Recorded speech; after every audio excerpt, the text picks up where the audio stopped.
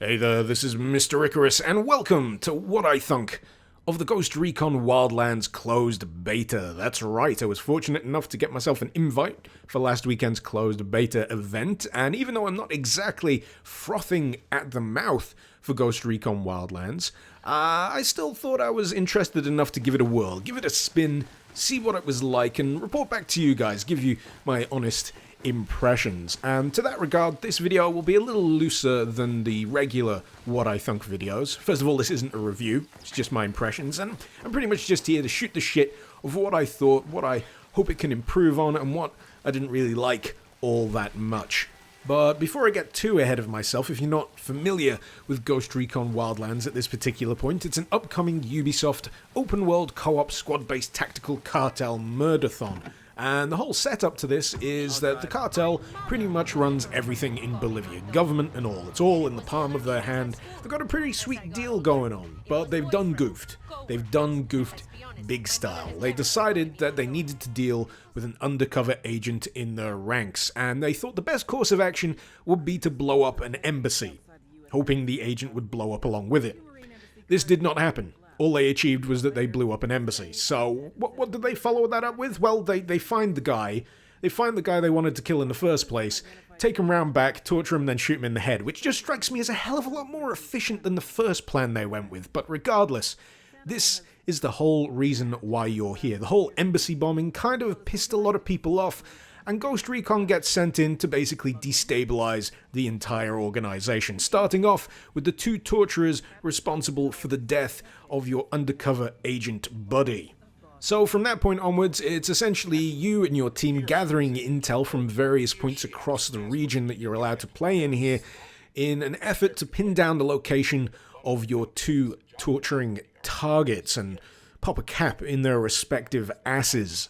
The intel itself can take multiple forms. It could be a piece of paper on a table, it could be a commander, it could be a prisoner, it could be the GPS data in a car that you need to steal from a compound. But getting to all of these things is where the meat of the gameplay lies.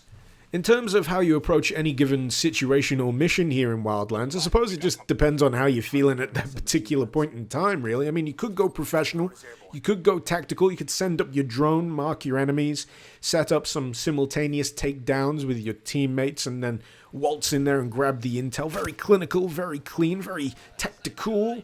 But after a while, doing the same thing over and over can get a little dull.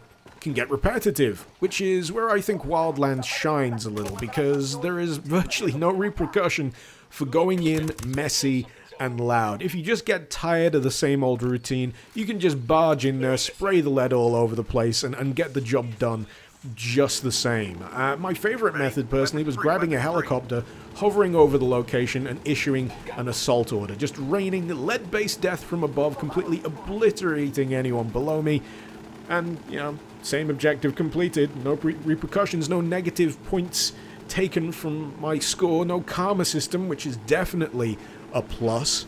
And I think the only real situation here where going in messy and loud isn't really advised is probably getting into Unidad bases. Now, Unidad are basically the army. You don't fuck with Unidad. If you piss them off, you pretty much get the equivalent of the Grand Theft Auto wanted meter, and they start sending troops after you. That meter increases, the more heavies get sent after you. You'll get helicopters, you'll probably get tanks at a certain point. I didn't piss them off quite that much, but it allowed me to indulge a bit more in that stealth gameplay that I desperately crave after Metal Gear Solid 5, and the Unidad base was a really great example of something approaching that. You find your ingress point, scale the wall, make sure you're not seen by snipers in their crow's nest, and eventually find the base commander, question him for intel, and then hopefully sneak out without being seen. Something that I unfortunately failed at, but it was still tremendously fun all the same. And I think the difference between the Unidad mission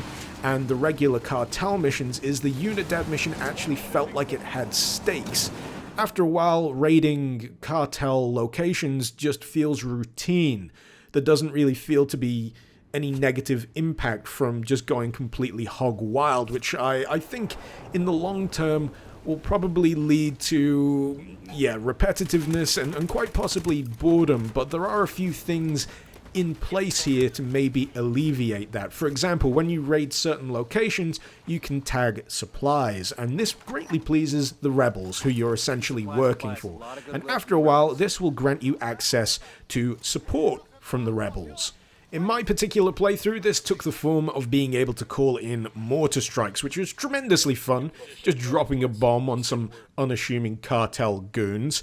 And for me, this is where the game started to maybe resemble a halfway point between, say, Metal Gear Solid 5 and Just Cause. It's not quite on the same level as complete and utter mayhem as Just Cause, and it's not quite on the same level of sneaky depth as Metal Gear Solid 5, so it kind of occupies this kind of middle ground, this murky no man's land between.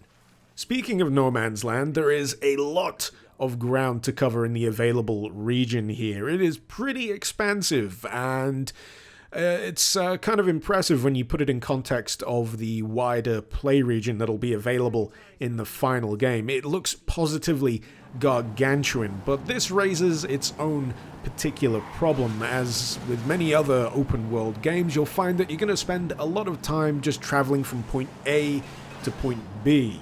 And I've got to admit, I find it kind of dull. I mean, sure, there is a little bit of excitement to be had. There's a few missions where you need to stop a convoy and tag it. There's sometimes you draw the ire of Unidad and have to outrun them to get away. That's all good, fine use of the open world environment, but between all that, there's just vast swathes of not all that much. Granted, this is a Ubisoft open world sandbox, so there are going to be collectibles all over the shop, and instead of radio towers to climb, you find more intel. Secondary intel, just strewn about, and you'll take some saucy snaps of them, and then be able to designate the stuff that you'd like to display as points of interest on your map. These can be commendation medals, which you can put towards skill points for your character. You could identify supply depots, so you can tag them for the rebels and increase your standing, however that will turn out, not exactly sure. And yeah, there is stuff to do. I don't know, I just think I'm kind of worn out in the whole open world thing. I feel like time would be better spent just condensing this stuff down into a much more focused and interesting play area, because, I mean, this place, as it is in the closed beta, is huge, and I'm just trying to figure out how that's going to work stretched out over the entire Bolivian region that's involved in Wildlands. I'm wondering how long they can pad that and stretch it out before it becomes really goddamn tedious. But with that out of the way, you may or may not have noticed in the top left hand of the screen you've got an FPS counter for this particular game, and I was experiencing frame rates between about 30 to 40 FPS. Occasionally it would dip a little below the 30 FPS threshold, but that wasn't really all that surprising to me, considering that my rig ain't all that, to be perfectly honest, and I suffer from a little bit of an AMD-induced CPU bottleneck here, so take from that what you will. But when it came to certain sections of the map, I experienced a few problems when it came to textures loading in. It actually got to the point where the game would pause, literally stop dead for breath or something like that. I could still move the camera. It was like being frozen for a second in the Matrix, and then the textures would pop under into focus. But this happened for a first stretch, and I don't really know what the cause of that may be. It may be something to do with my rig, it may be something to do with the Wildlands engine, but in either case, it was a little bit disruptive to my overall experience. Clearly something that I hope isn't an issue in the final game.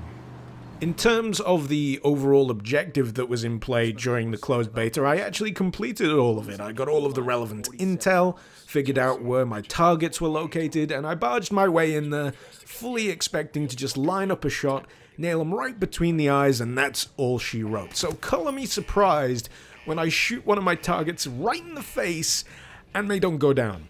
You gotta realize that up until this point, nearly every single enemy, every single enemy I've been up against so far goes down from one headshot. And for some reason, these two targets are the exception.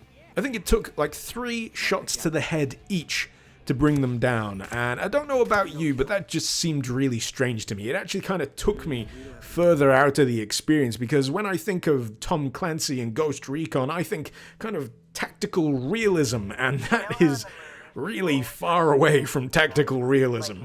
I'm sure there's some kind of justification that they can come up with this. Maybe they don't want the targets to feel like a little bit of an anticlimax when you finally get to them, but I mean, there's got to be better ways to make a climactic target encounter feel interesting than just turning them into bullet sponges. But anyway, if you'll rewind your mind to the start of this video, you may remember that I described this as co-op, and that's because it has a pretty prominent online co-op feature. In fact, it never stopped bugging me about it. I kept getting notifications saying, "You're now connected to the online matchmaking service," and to be perfectly honest, I didn't give a shit. That's not really why I was playing this. I know it's been marketed as that, but even then, the amount of bugging that it does was just kind of obnoxious. You know, hit the enter button to begin matchmaking and jump into a public group. I'm like, I don't care. I really don't. If I'm gonna go play online, I'll go to the option and then I'll do it. I don't need the game to bug me relentlessly about doing it. But eventually, I caved in. I decided to join a publicly available squad, and it was kind of awful. Nobody knew what the hell they were doing. Nobody had any clue where they wanted to go. No one was willing to actually take charge, and it was a clusterfuck. It was a clusterfuck, and yeah, it's not really geared for randos in squads, this mode. It's definitely geared for you to get your good buddies around, organize a meetup, and play together all on the same level with a clear single objective in mind. I mean, sure, after a bit more acclimatization, playing with randos in the public playlists or wherever it is might get a little bit better, but I didn't leave that mode with an overall positive experience.